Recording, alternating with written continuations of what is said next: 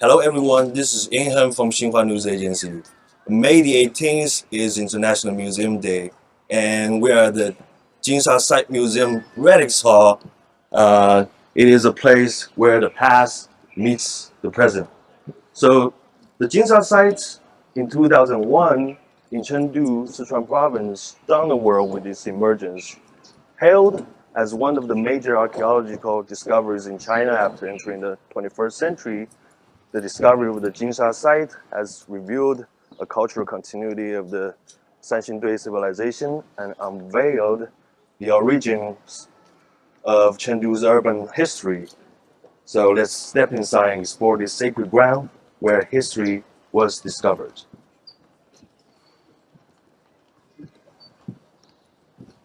So today we have invited Miss Ren here at the Jinsha Site Museum to give us a tour.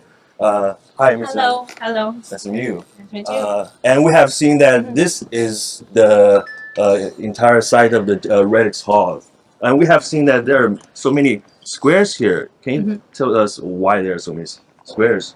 The squares called Tanfang are left from the previous archaeological dig, and it is common practice to divide the site into 5 by 5 meters or 10 by 10 meter squares for archaeological dig. So in front of us, just like a map here to mark the place. So the numbered Tanfangs carried away for convenience division of labor and also like accurate records kept at the relics locations.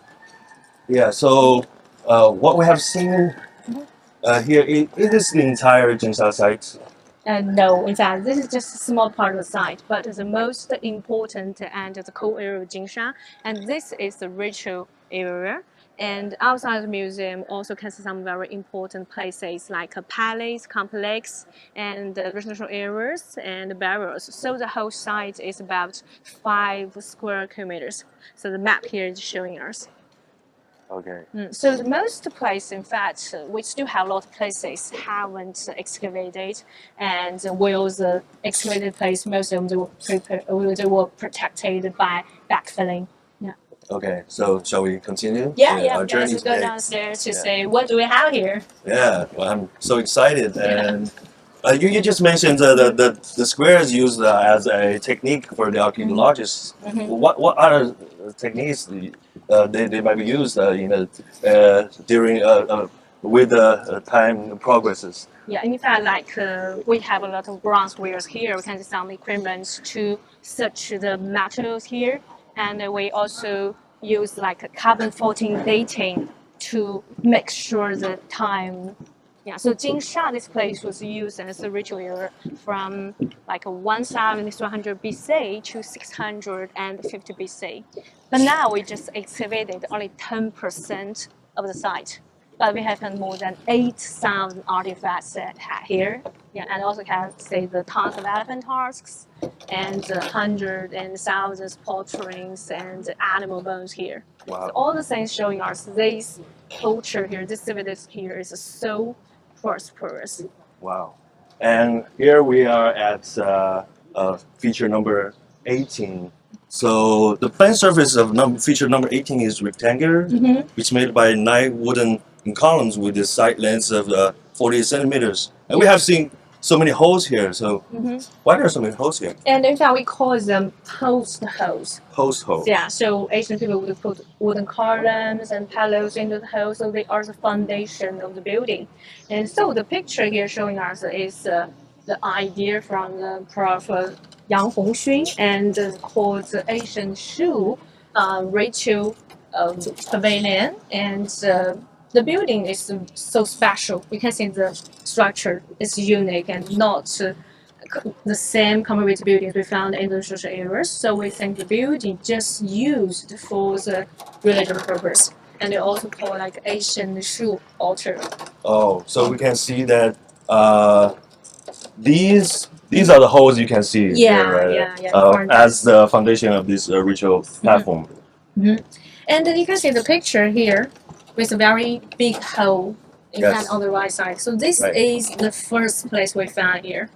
So when we found the site, this place was decided to make some like interactive infrastructure here, and so the excavator destroyed this place. So we found the site. Yeah, I also can see a lot of offerings, elephant hearts, and a lot of things. So it's very special. Yeah. Okay, so you just mentioned elephant tusks. We have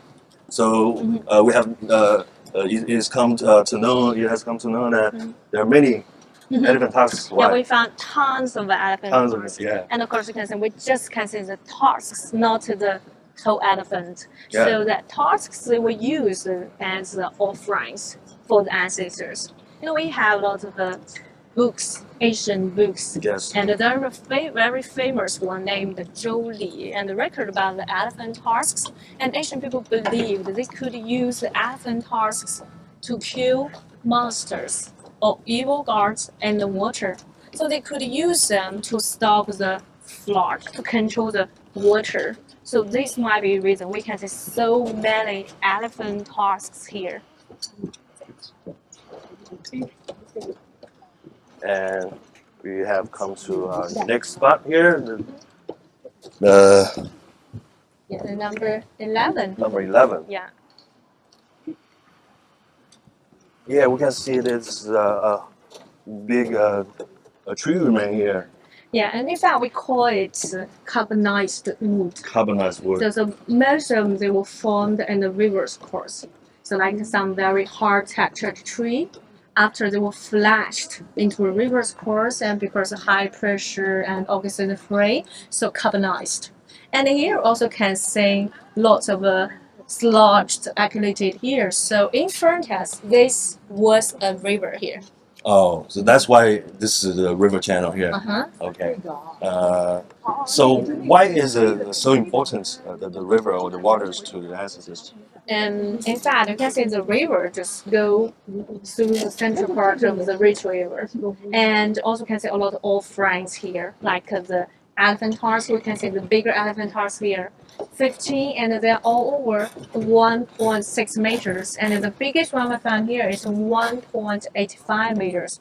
We also can see like wood lacquer wares here, and also can see some like jade, gold, bronze wares. So we think the river, the ancient people, they always chose a place by the river for ceremony, and which we call the riverside ritual. Riverside. So you can see the offerings in the river's course and on the back. And behind us is a river back. Oh, this is the river back. It's a river back. So you can see the mud, a lot of mud and sand here. Yeah. Okay. And I think there are. What we will go next is yeah. You can see here, you can see number 15 and 16. We can see a lot of elephant tusks.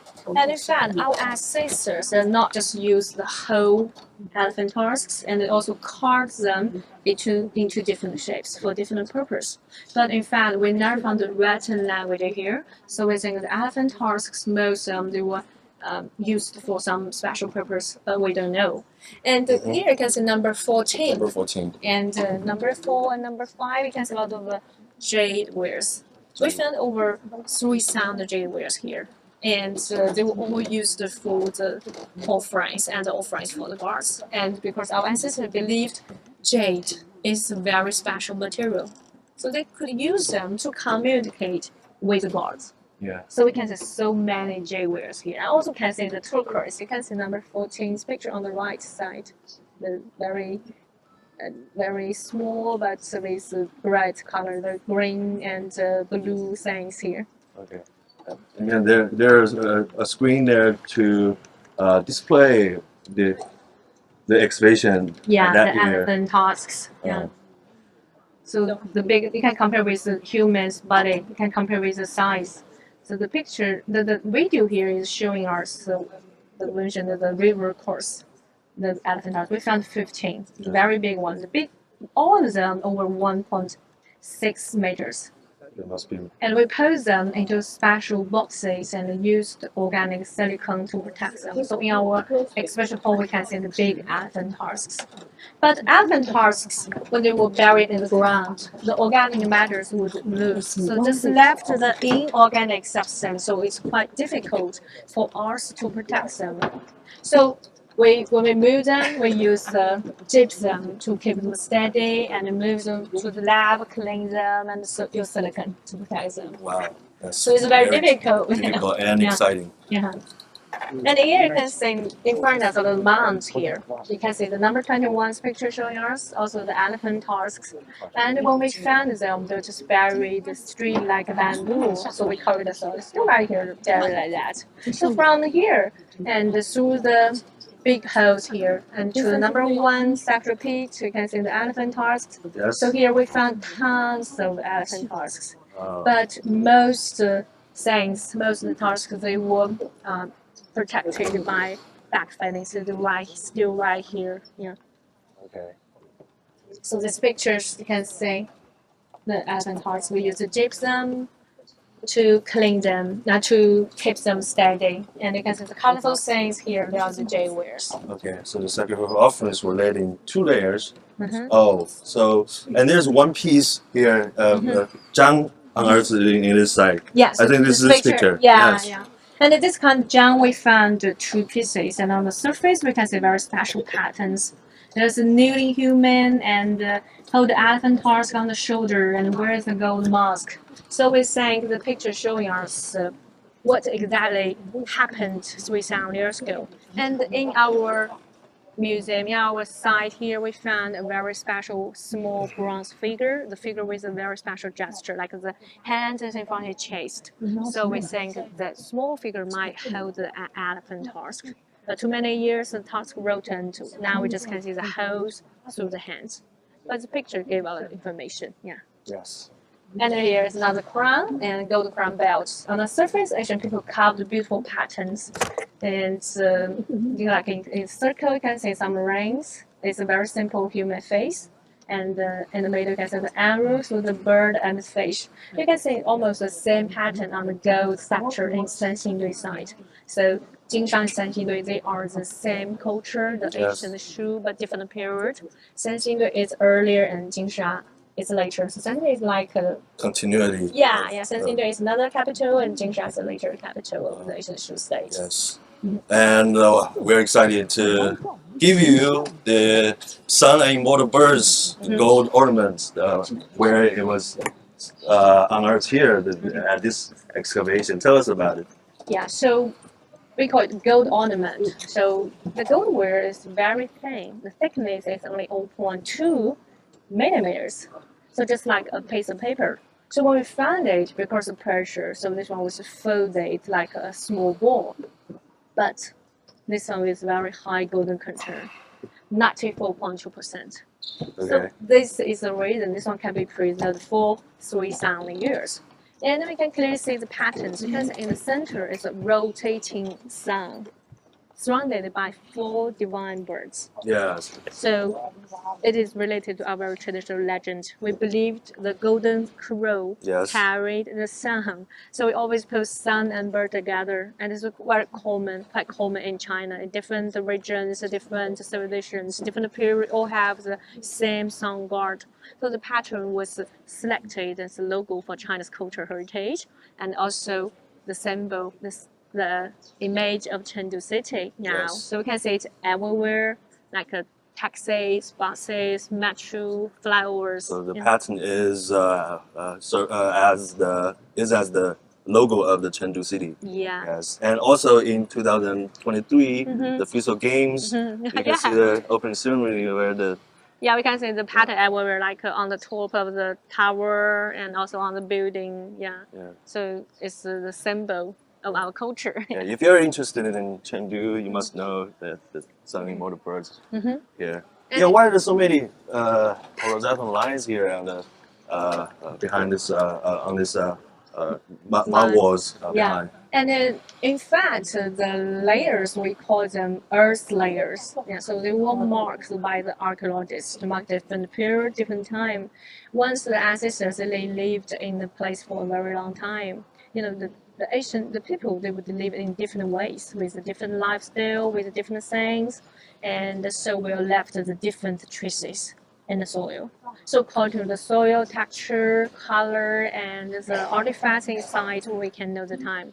Like we mentioned, we can use carbon 14 dating Yes. to know the time. Like the surface is number 1, it's a modern period, and number 8 is 3,000 years ago, the Shang Dynasty. Oh. But we still have a lot of things buried. So here you can see on the surface, there's a plot line here. Yes. You can see in this earth layer, different colors. Some are deeper, like there are also pieces of the plot lines. Yeah. The archaeologists must have paid great efforts. Mm-hmm. Yes, we appreciate that. And here we can see that there's on the birthplace of golden mask. Yeah. I believe there's a larger one here. Yeah, we have a very special, very big one that is well preserved gold mask during that time, during the Shang Dynasty in China. But this one is quite smaller, and this one just like a small ping pong ball, only 3.7 centimeters. So of course it can't be weird for people. Yeah. So it's like definitely placed on surface some like bronze figures. Yeah. And here also can see on the surface, also in this earth layer, can see so many offerings. Yes. Mm-hmm. And I think we have many animal bones and other here in feature number 2. Yeah, and in fact, this is the biggest ritual site, ritual pit we have. It's over 300 square meters, and here you can see things. Because in the middle, that's the elephant horse, the big one is over 1.3 meters. And on the right, we can see the antlers here. Can you see that? Yes. Yeah. And on the left, the small and sharp things here, they are the whale balls tusks. Okay. Mm-hmm. So, what international exchanges have been conducted by the Jinsha Site Museum with museum institutions and cultural organizations from other countries?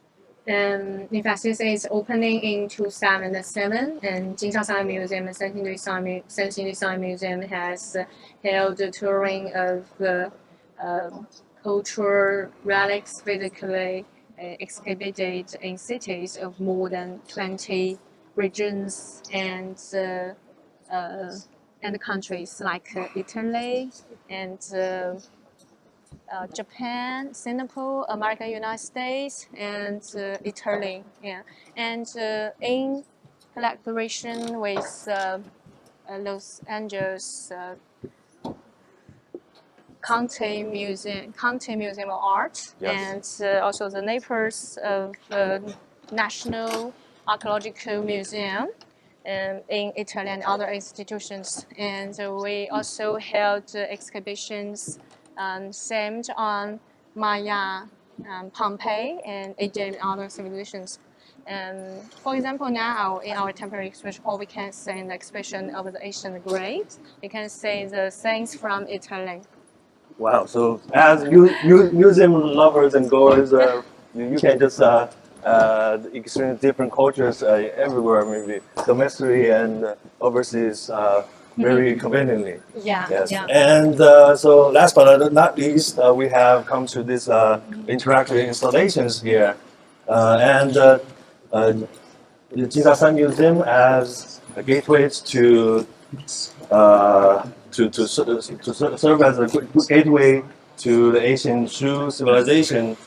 How can we experience the Shu civilization through these interactive installations? And in fact, we call this system time swapper of archaeologists. Yes. We can use like a 3D model and virtual reality, and also combined with the satellite data, archaeological data, and recently research achievement. So in order to express the process of the archaeology, so we can use the handle here Yes. to to travel through the site. So we can and pretend that you are the archaeologist to excavate the things, so we can know the original situation. Yeah. Yeah. So please show us. Yeah, and here we can. This system we have two models, and here is showing us. This is the video.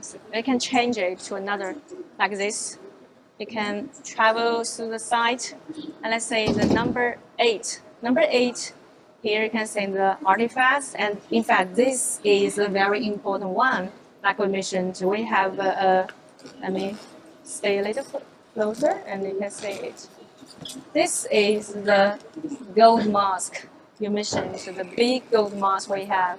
We found right here in number 8 structural pit. And when we found it, you can say it was folded because of pressure, and but as we opened, we got this very beautiful gold mask. And this one, in fact, Jinsha's gold wares with very high golden content, between 83% to 94%. And I think this is a very good way for us to know the site and to have a better understanding of the relics. Yeah, and travel through time and space. Yeah. And we have another